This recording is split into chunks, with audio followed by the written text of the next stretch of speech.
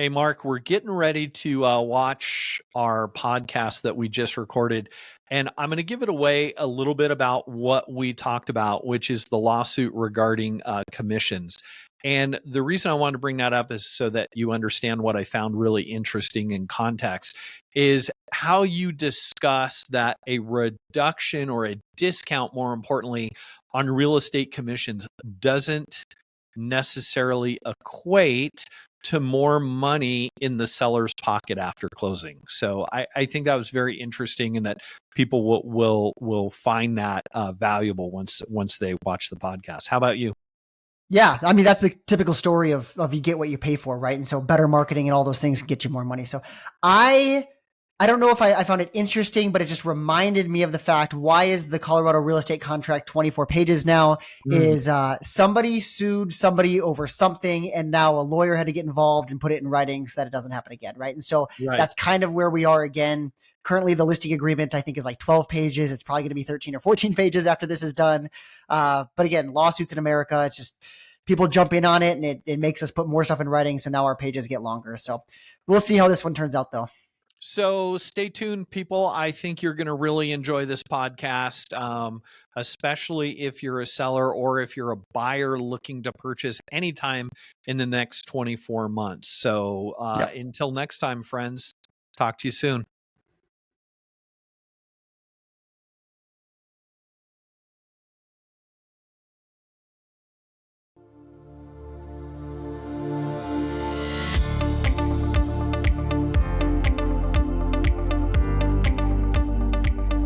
Hello, everybody. Welcome back to SoCo's most interesting podcast. I am your host, Mark Ditkof, with here our co-host, Mr. Chris Bongirno. Chris, we doing okay today? We are, Mark. We are. I'm glad to be here. I think we've got a couple good things to talk about, and I'm actually really looking forward to talking about our first topic a little bit with you, because we kind of discussed it in a continuing education class I took yesterday. We were full of loan officers, so we kind of only had one view collectively and one set of information. So I'm kind of excited to get your take on it. Yeah, it's been a huge topic of conversation for a lot of people in the industry, especially buyers agents, listing agents, brokerages. Within the last year, over the year, probably. Talk about what we're going to talk about today, because I didn't really see what it was. Yeah, so there's a big lawsuit going on right now that it's going to boil down to the fact that sellers shouldn't have to pay the buyer agents when they sell their home. So historically, Chris, what's happened is, the seller pays their listing agent a percentage to sell the home. And then that listing agent then goes, and part of that goes to paying a buyer agent to bring and close a qualified buyer. And in fact, in order to list a property on the multiple listing service, it was a requirement that some sort of cooperation percentage or dollar figure be listed. You could not list something saying we're not going to pay a buyer agent. You had to say at least $1. And that happened once in a while, $1, but it was super, super uncommon.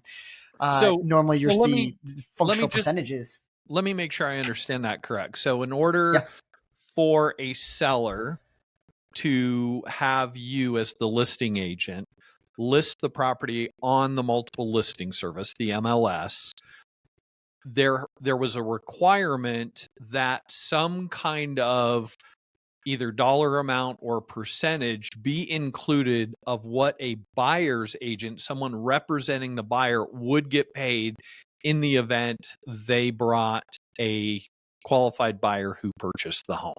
Correct? Yeah. Yes. And that MLS listing. And if you didn't address it, you could still sell your house. You could still have a listing agent sell your home. You just couldn't be on the multiple listing service. Correct? Yes, and that's going to depend MLS by MLS, though, because certain MLSs don't allow you to list a home and sell it without putting it on the MLS. Okay. Right. And so that gets convoluted as well. You're almost a for sale by owner at that point, Right. which at that point, then you're not paying a listing agent either. You're just kind of doing it on your own. So it it's been something that's kind of always been that way, especially since the MLS became the, widely used product for listing agents and brokerages to use to sell properties. And it was that MLS listing was the agreement between the cooperating brokers, the buyer agent and the listing agent, that whatever percentage or dollar figure was listed in the MLS, that was the agreement. Nobody could change that. So at the closing table, the buyer agent knew exactly what they'd be receiving. The listing agent knew exactly what they'd be paying, unless somehow something was negotiated differently. But that was the agreement. And now, because of this lawsuit, they're saying that is no longer a requirement. You can say, look, this property is on the MLS. Buyer agents, please bring your buyers, but no, we're not going to pay you to do that. Figure out with your buyer how you are going to get compensated. So is just the requirement going away that you indicate that on the MLS, or is the lawsuit going to say listing agent or seller, you may not pay the buyer's agent? I don't believe they're trying to do anything where they're not allowed to do it. What they're doing is they're saying it's no longer an obligation of the seller. Gotcha. Right. And so if I'm selling a home throughout all this process, I'm absolutely still going to want my agent. If I was selling my personal home and I hired a listing agent, I would want them to offer a compensation to the buyer agent, because that's what's going to entice the best, most qualified buyers to come and see my home. But I also understand that when some agents struggle to show value, the quickest thing they can do is drop their cost at the result of really hurting the seller in regards to not bringing as many qualified buyers to the property. So it's going to be very interesting how things change. Chris, one thing I want to talk to you about is if I'm a buyer and I want to go see a house where my buyer agent's not going to get paid by the seller or the listing agent, so now me as the buyer, I have to pay that money. Is that something I could finance, or is that something that the government's going to allow to be added into my loan amount? If I have to add 2, 3, 4, whatever percent into my loan amount so my buyer agent can be compensated. Is that something that you think is going to be allowed? I'm going to answer that question in just a second. I'm going to preface it this way and put it in a little bit of context. So let's say for the moment that the buyer has to pay their agent $1,500. Okay. And we'll use that for the rest of the podcast. That's going to be the dollar figure we'll use. We'll just use $1,500 as the amount that the buyer has to pay their agent to basically work on their behalf, show them houses, write contracts, be available, so on and so forth. So as a lender, if they're paying that $1,500, I have to account for that as part of their assets. Okay. So let's say for down payment purposes and closing costs, excluding that payment to their agent, was $10,000. Normally right now I go through and I get bank statements or gift letters and so forth, and I verify that $10,000. Now, if I have a buyer who's going to pay their real estate agent another $1,500, now I need to verify $11,500 instead of my normal $10,000. So I'm going to bring that up first. So it in one sense, it's a burden to the buyers in terms of it being an obstacle to possibly purchasing a home, because they're going to need more assets, right? So we're going to have to adapt as an industry, because we haven't had to worry about that before. So both on the real estate agent side and the lender side, we're going to have to adapt regardless of what the solution is. Until the lawsuit is settled and until there's guidance from the court on how this is going to actually look and what the impact's going to be, all we can do is guess. My guess would be there's going to be some kind of relief for a buyer having to pay a real estate commission. So that could be financed in a loan amount. It could be increasing the amount that's allowed for the seller to pay in concessions, because ultimately it may come back to the seller paying again, just differently. And in my understanding of the lawsuit, what's kind of at the heart of it is that sellers are told what the commission is going to be. And I'm just going to pick a number that is very common in the industry. And let's say that's 6% of the sales price. So the seller's told by the listing agent, hey, it's going to be 6%. and we're going to divvy that up 3% to me and 3% to the buyer's agent. And I think a portion of that is that the sellers feel like, one, that's not negotiable, that it's presented to them as this is the way the system works. And I think that they're looking out for sellers saying that's a negotiable item. And then two, I think because it's set up, like you said, with the MLS, it's a requirement that there be something in there. The seller has not had that as a negotiation in their agreement with a listing agent, or haven't felt like it's an area for negotiation. So I think in a certain sense that what they're trying to accomplish is making this so that the seller can negotiate that buyer real estate commission like any other part of the contract that's negotiated. So if the buyer comes back and says, hey, need $11,500 to close this deal, and part of that is the $1,500 to pay their agent, the seller can come back and say, no, I'm going to pay 10,000. I'll do 10,000 or 9,000 or 8,000. And that's where that negotiation is going to happen. At least that's my interpretation of it. Do you see it a different way, or does that kind of sound like what you think is going on as well? Yeah, I think that's a lot of it. The commission is always negotiable. I'll tell that to anybody. Anybody I meet with to list their house, I always tell them this is negotiable.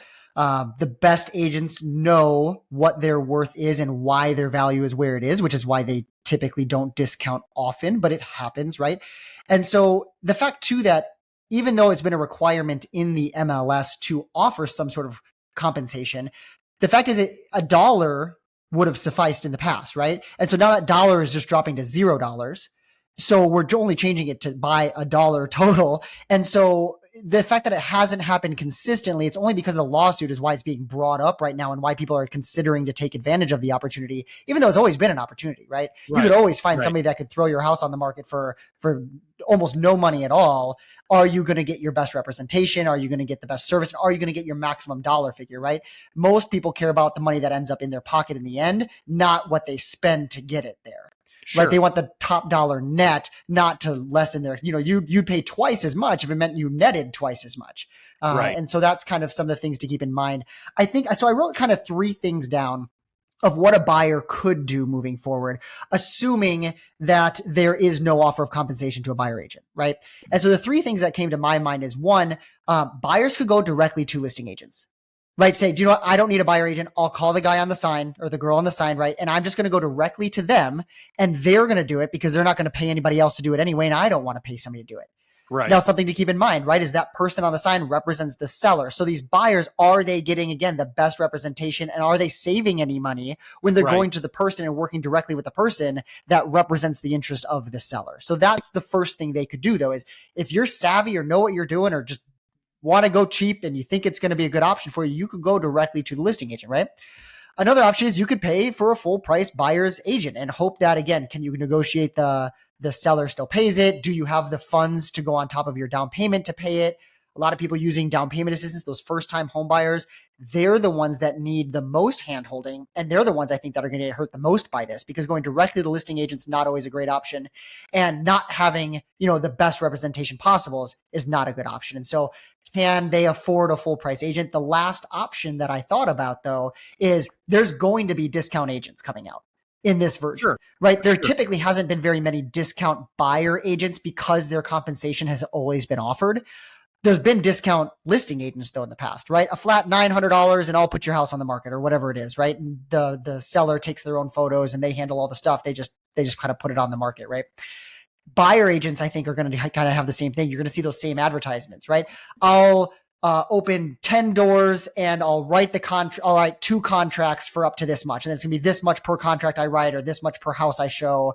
And it's going to be kind of a flat fee buyer agency. And again, is that going to be your best representation? So kind of an a la carte, right? Mm-hmm. Yeah. So what's really the right decision here moving forward? I can tell you as of right now, nothing's settled. But as of right now, my feeling is I don't tell my sellers you're paying the buyer agent, because that's not what's really happening, right? Right. my team and our brokerage, we charge a fee to list a home. We collect that fee and then we pay part from that fee to the buyer side.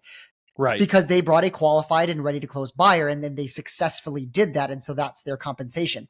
It's not my seller, hey, you're going to pay me this much and you're going to pay them this much, right? It's really, you're paying us this total amount and we're going to pay that side. And so we're not looking to make any major changes with this law coming through that, we're not really going to say, we might have to say, hey, you don't have to offer this, but let me tell you the negative consequences towards not offering compensation to a buyer agent. And I think that's just the rule and the strategy that listing agents are going to have to take.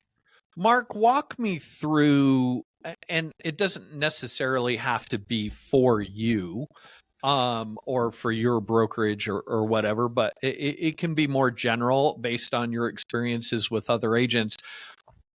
When you're working with the seller and you're coming up with that percentage that you're going to charge, whether it's 4.5% to 6%, because in the past you've had to identify in the MLS what you're going to pay the buyer's agent, how do you determine what the buyer's agent is going to get paid? Do you make that decision? Do you make that recommendation? Is it a meeting of the minds between you and the seller after you've given them some information? Is it a standard formula that you use?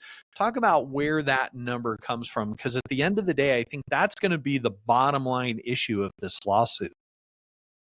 Yeah, so the way we determine those kind of things, we actually have a menu of services that we use, and every single one of those options on our menu, the very first line item is how much we pay to the buyer agent when they successfully close the deal and bring that buyer, right? And so we are very open about that. We tell them right up front, this is the total amount. The next line is, here's how much we're giving for somebody else to make this happen for us, because it is not a chess match, right? It's not us versus them. I always tell people how it's a marathon where we're all running together trying to get to the finish line, and having a qualified buyer agent bring a qualified buyer and get to the closing table successfully is a huge portion of that. And so we outline it very straightforward. This is how much it's going to be.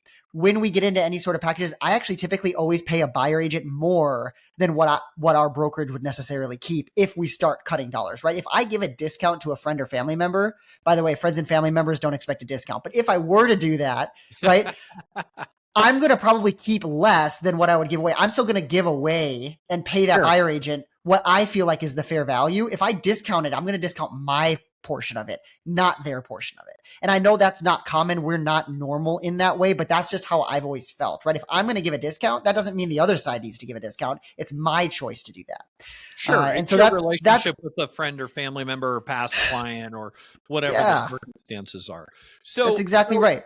So how do you, when you say that first line is a percentage and that's the first one you disclose to them, where does that number come from? How do you determine what that number is, whether it's 1%, 3%, 2.5%? Is it standard that you always use? Is it based on the property?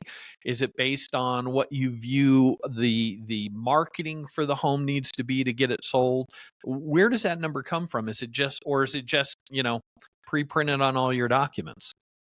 So it is pre-printed, but that doesn't mean it's not negotiable or changeable, right? That's why we make whiteout and pens. And so really, we, based on our just experience, we have buyer agents on the team, right? And so it's, what is the expectation of what we're hoping to acquire, and what does it typically take to make a deal get done? What are other houses in the area and that price point offering, right? Because if you've got a bunch of other houses offering one amount and we want to save money, so we offer less, I mean, ethically, the buyer agent showing properties shouldn't distinguish between one or the other based on their compensation. But at the end of the day, money drives people, right? And so being the one that offers a sufficient amount to make that happen is important. And that's what we explain to our sellers is this number negotiable? Absolutely, right? If you want me to pay the buyer agent less, I could consider doing that, but here's why that's not a good idea. And here's why you're not going to save money by doing that, right? Because if there's two houses and one pays more, the same house, one pays more and one pays less, I mean, right, Chris, if you had the opportunity today to go to two different jobs that are the exact same job, and they both are just as fun and just as stressful for you, but one of them is going to pay you more, which one are you going to choose? Well, and I would agree with that, Mark. You're going to go to the one that pays you more. I think that at the end of the day is the heart of this lawsuit, right? Yeah. because the seller's saying, why should I have to pay every buyer's agent 3% to show my house, because that's what my compensation, or that's what my competition is doing?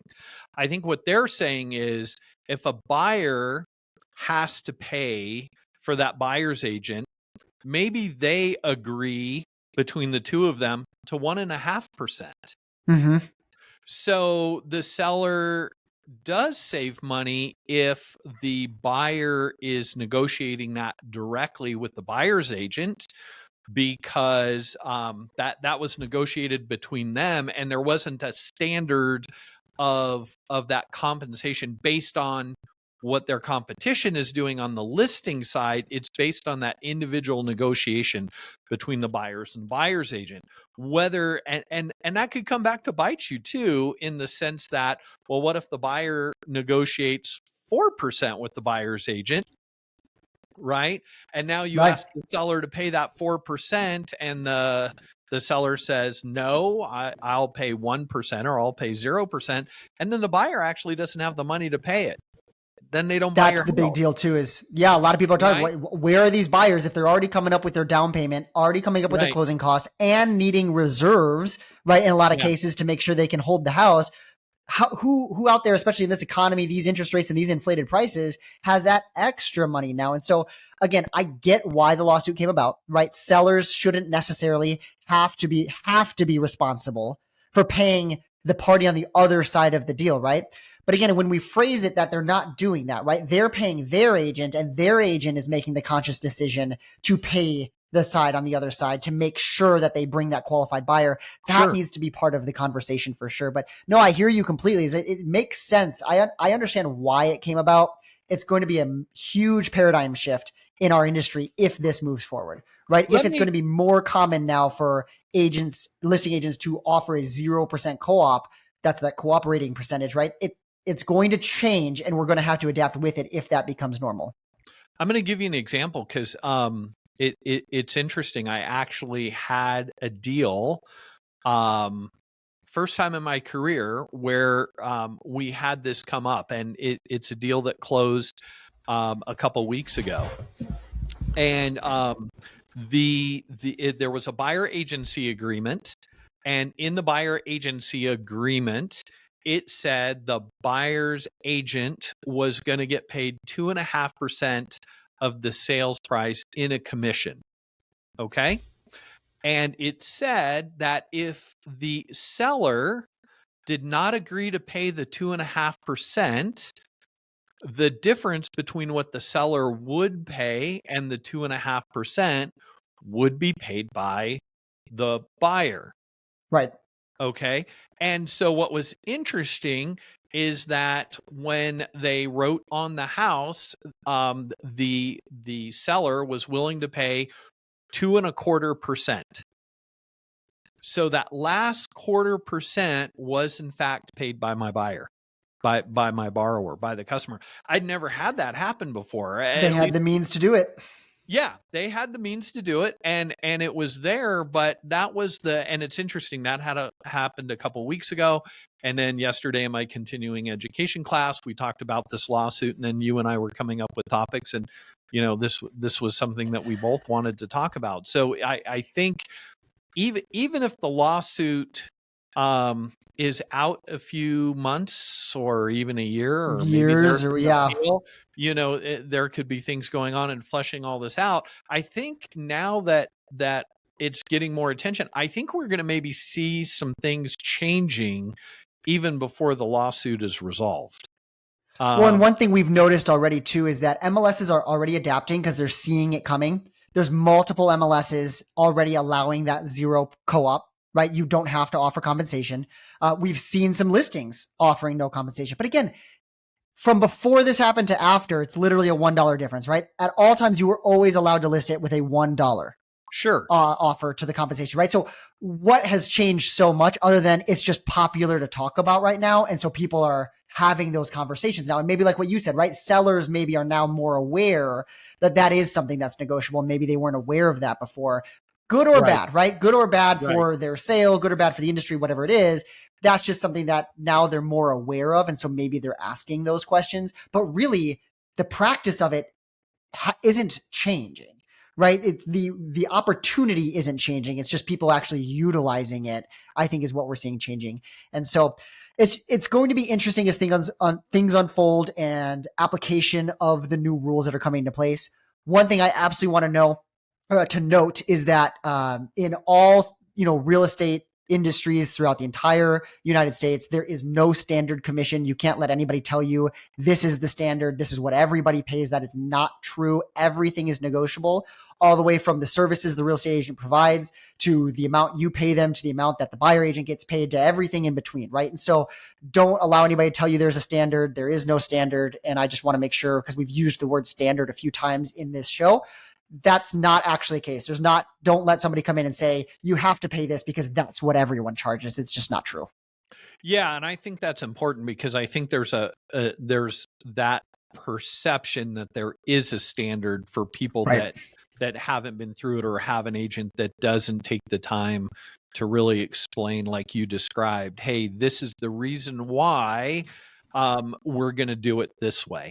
And you can choose to do it a different way, but in my professional opinion, and you're hiring me as a professional who has an opinion, I don't think we should. And here's the reasons why I don't think we should go for a discount on this in terms of paying the buyer's agent. But like you said, it can also be negotiated what you get paid as the listing agent. Yeah, absolutely. So, well, Chris, I think we're coming up to our end here. This was invigorating to me. I enjoyed it. And I think this is one we're probably going to end up doing a couple follow-up episodes on as things move along. Yeah. And I think so, Mark. And I think it's important because as the podcast, when we first started talking about doing this, we really want to talk about things that are important to sellers and buyers. And I think in this particular case, it's kind of an unusual circumstance that it really is important to buyers and sellers to an equal degree. Usually topics we talk about is either more important to the seller or more important to the buyer, or, there's a percentage difference. I really think this impacts both of them really substantially and equally. And there's got to be some kind of, resolution that's a win-win for both of them. Because I think at the end of the day, especially with the way our real estate market is and the scarcity of attainable housing, this could impact attainable housing standards, and we need to get, housing attainable for as many people as possible. Thanks for suggesting this topic, man. I think it was a really great topic. Yeah, I'm excited to see how things unfold. So, Chris, if people wanted to find you, get a hold of you, how do people do that? Facebook, you can, it's Chris Bongirno. I've got a YouTube channel for Chris Bongirno Home Loans. And then, of course, email cbongirno@loandepot.com. Awesome. And then you guys can find me at Onyx Home Group. That's Onyx with a Y, Home Group, on any of the major social media platforms. Chris, it's been a pleasure, and we'll see everybody next time on SoCo's Most Interesting Podcast. See you next time, everybody.